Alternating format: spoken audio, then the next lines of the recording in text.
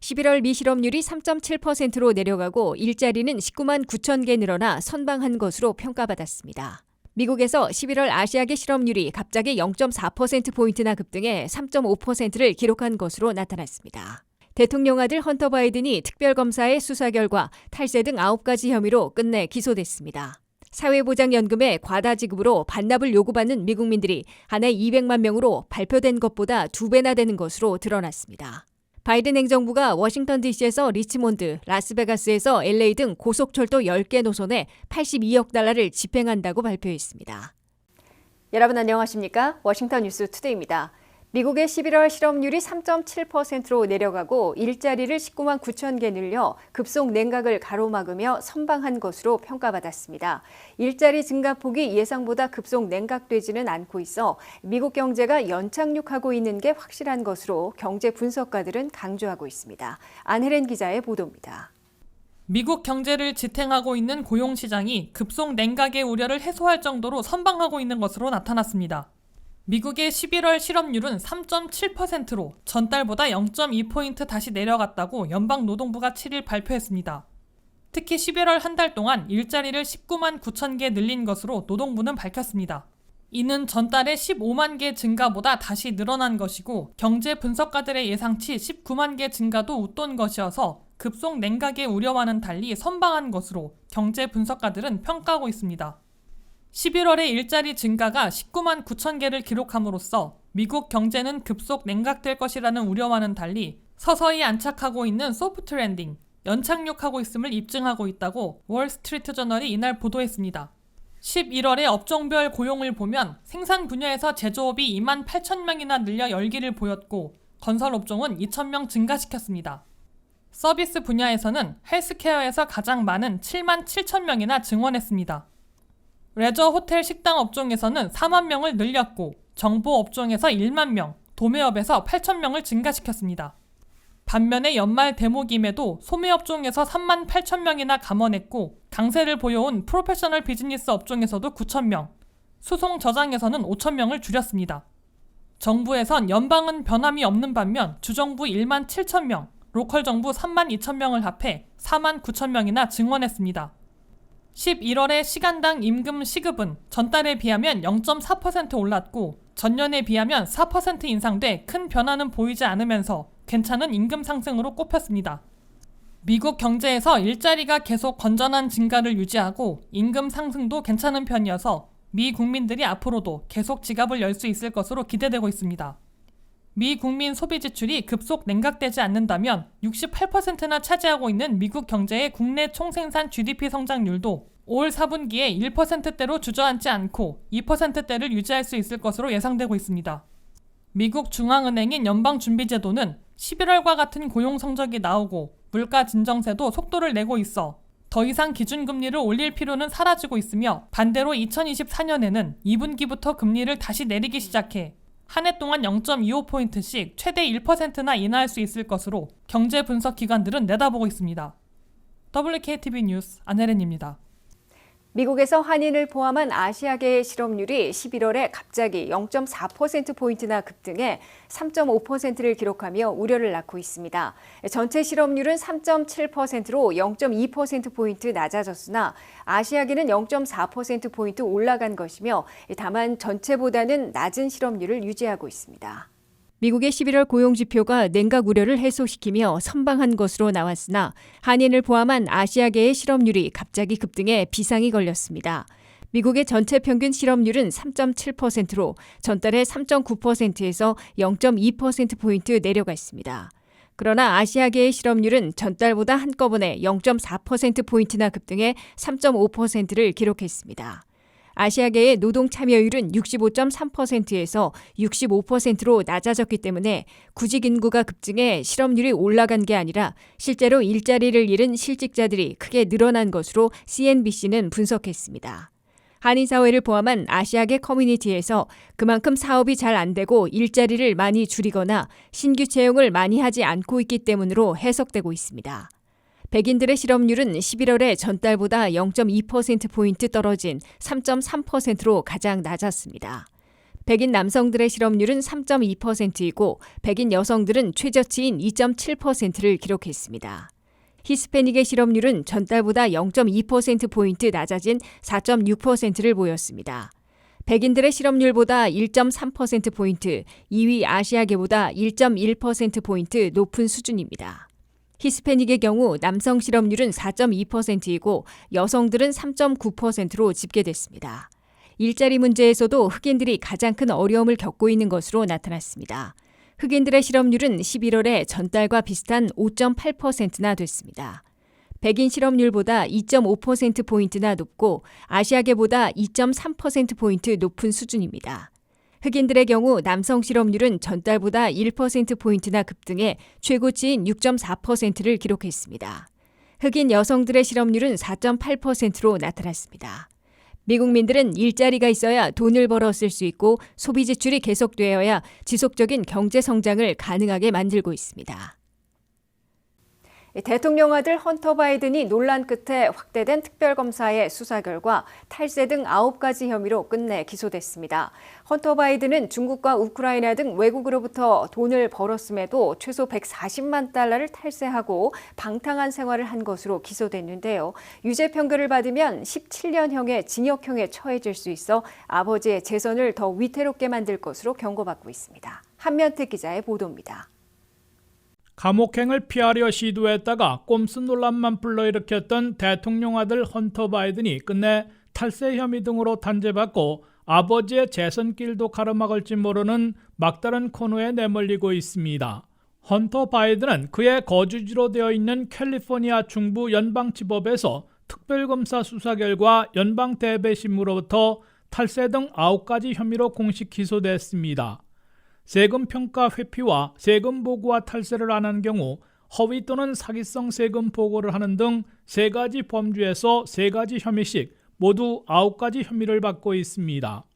기소장에 따르면 헌터 바이든은 2016년부터 2020년 10월 15일까지 외국 업체들로부터 연봉을 받는 등으로 700만 달러의 소득을 올렸습니다. 그러나 세금 보고를 빼먹거나 과세 소득을 줄여 허위 보고하는 등으로 최소한 140만 달러를 탈세한 것으로 지목됐습니다. 헌터 바이든이 돈을 받은 외국 회사들 중에는 이미 보도된 대로 2016년부터 2019년 사이에 중국 기업인으로부터 100만 달러, 우크라이나 에너지 회사인 브리스마로부터 150만 달러를 받은 내용도 포함됐습니다. 기소장에는 또 헌터 바이든이 탈세를 하면서 마약을 사서 복용하고 여러 여자들에게 고가품을 선물하는 데 돈을 물쓰듯 했으며 럭셔리 호텔에서 즐기면서 렌트한 람보르기니를 몰고 다니는 등 방탕한 생활을 했다고 적시했습니다.